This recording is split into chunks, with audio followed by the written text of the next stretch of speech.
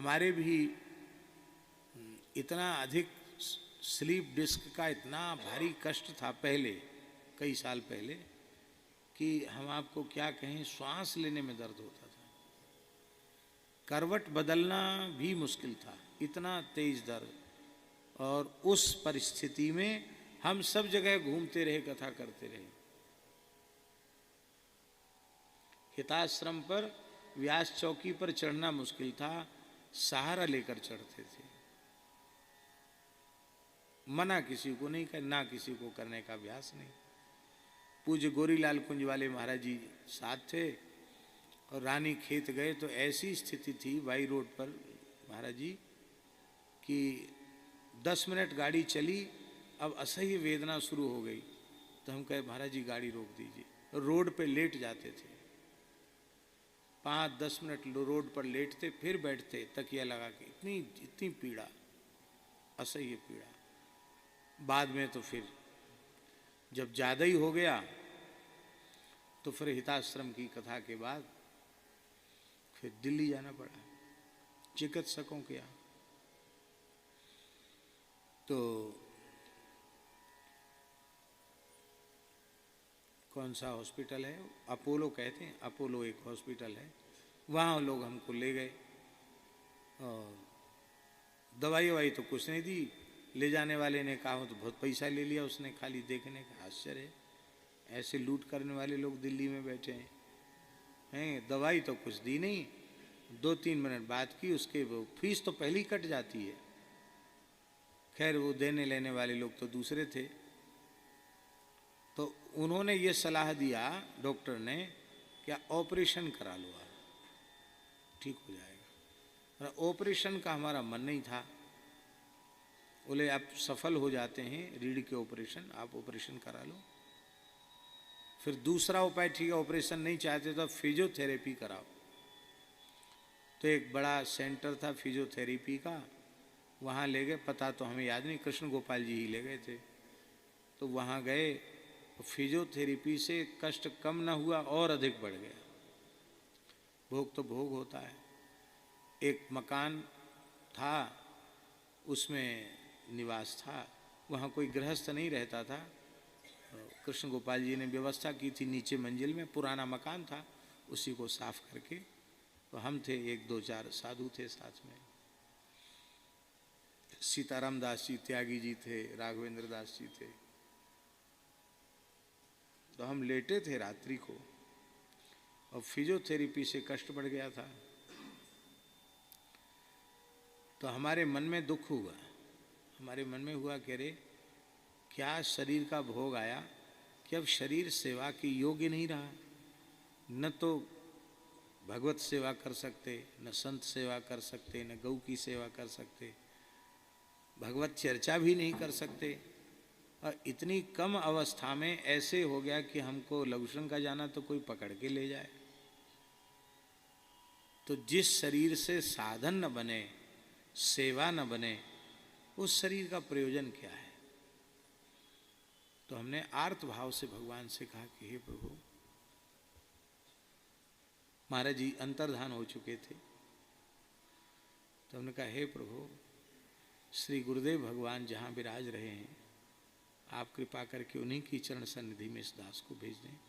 अब जीने का कोई प्रयोजन नहीं है। हम ये बिल्कुल नहीं कहते हमारा रोग नष्ट हो जाए, लेकिन आप कृपा करें हमारा देह छूट जाए और हमको महाराज जी की सन्निधि मिल जाए। महाराज जी तो आपके पास हैं, हम महाराज जी के पास पहुंच जाएंगे।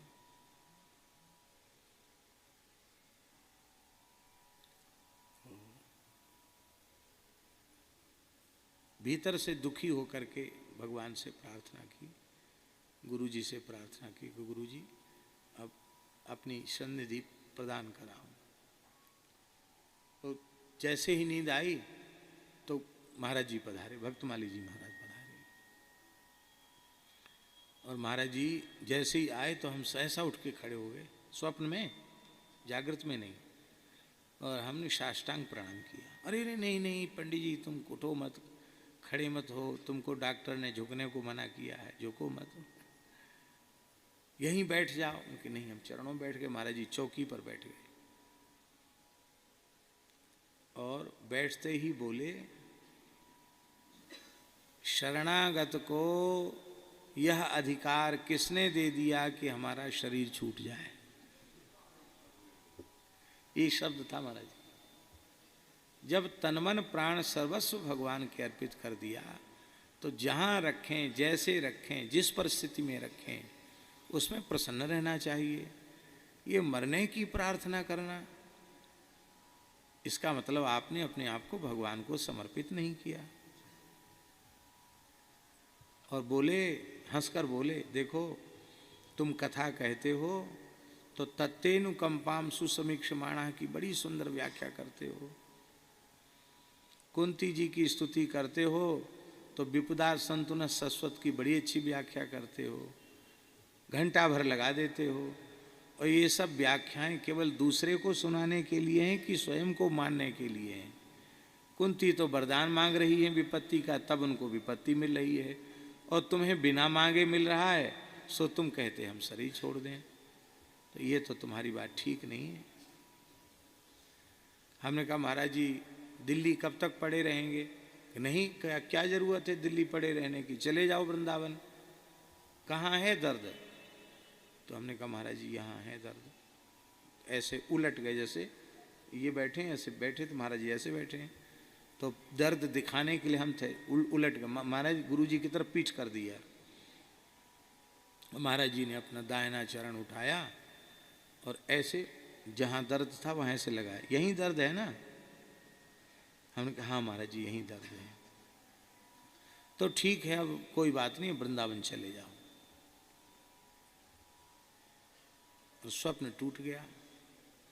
स्वप्न टूटा तो हमने क्या देखा कि हम चौकी से उतर के बैठे हैं नीचे, हम सो नहीं रहे हैं। आश्चर्य, किवाड़ा बंद है, अकेले कोठरी में सो रहे, हम नीचे बैठे हैं, जैसे अभी अभी पीठ पर महाराज जी चरण लगा के गए हों। और आपको क्या बता, मैं ऐसे लगा कि जैसे कुछ था ही नहीं। हम उठे और उठ करके और शौचालय में गए, स्नान किया, शौच गए, दातुन कुल्ला किया और गुनगुना पानी करके स्नान किया। कि जगाया नहीं किसी को, रात्रि को 3 बजे की तो बात है। तो लोग, राघवेंद्र दास जी जगे सबसे पहले। तो उन्होंने हमसे कहा कि आप तो कहते थे कि हमको पकड़ के लवसंका ले चलो, आज क्या हो गया आपको? ये बाल्टी उठा रहे हो, हम पानी थोड़ा ज़्यादा फैलाते हैं, ये दोष है।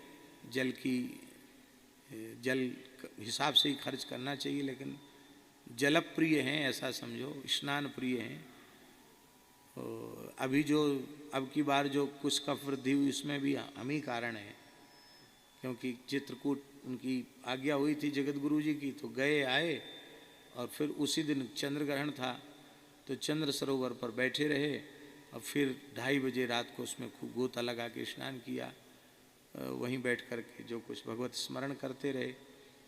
एक लोग मन में ये भी रहता कि हम यदि लेट गए तो ये तो लोग तो पास में रहने वाले तो कहने से भी नहीं करते हैं, पर कम से कम किसी भी बहाने से हम बैठ जाएंगे तो उसके सहारे 10-20 लोग और बैठ जाएंगे, ऐसा मन में भाव रहता है।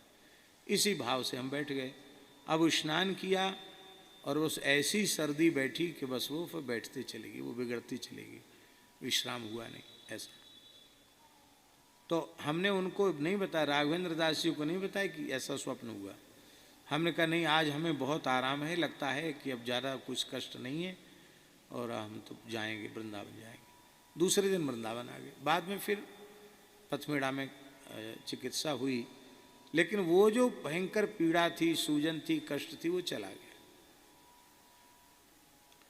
तो कहने का आशय ये है कि गोस्वामी जी कहते हैं, जय जय जय हनुमान गुसाई, कृपा करो गुरुदेव की नाई। उनको कहना चाहिए कि जय जय जय हनुमान गुसाई, कृपा करो रघुनाथ की नाई, ऐसे कहना चाहिए हैं? तो राम जी के जैसी कृपा नहीं, हनुमान जी से कहते जय जय जय हनुमान गुसाई, कृपा करो गुरुदेव की नाई। इसका मतलब है कि यद्यपि हमारी श्री जी कृपामयी करुणामयी हैं और श्री ठाकुर जी कृपा के साक्षात स्वरूप हैं। विनय पत्रिका में गोस्वामी जी ने कहा प्रभु मूर्ति कृपामयी है, भगवान का स्वरूप ही कृपामय है। लेकिन हमको लगता है कि सद्गुरु भगवान की जो कृपा है वो युगल की कृपा से भी कुछ आगे बढ़कर कृपा है।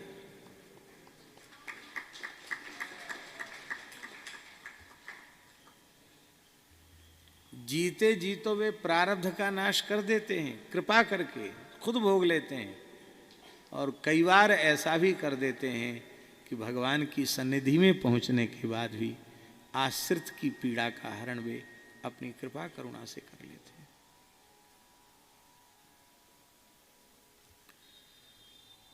लाख करोड़ जन्म में भी सदगुरु की कृपा से हम लोग ऋणी ऋण हो नहीं सकते। ऋण होने की सोचना ही अपराध है। हम सदा सर्वदा कर्जदार हैं पूज्य बाबा के।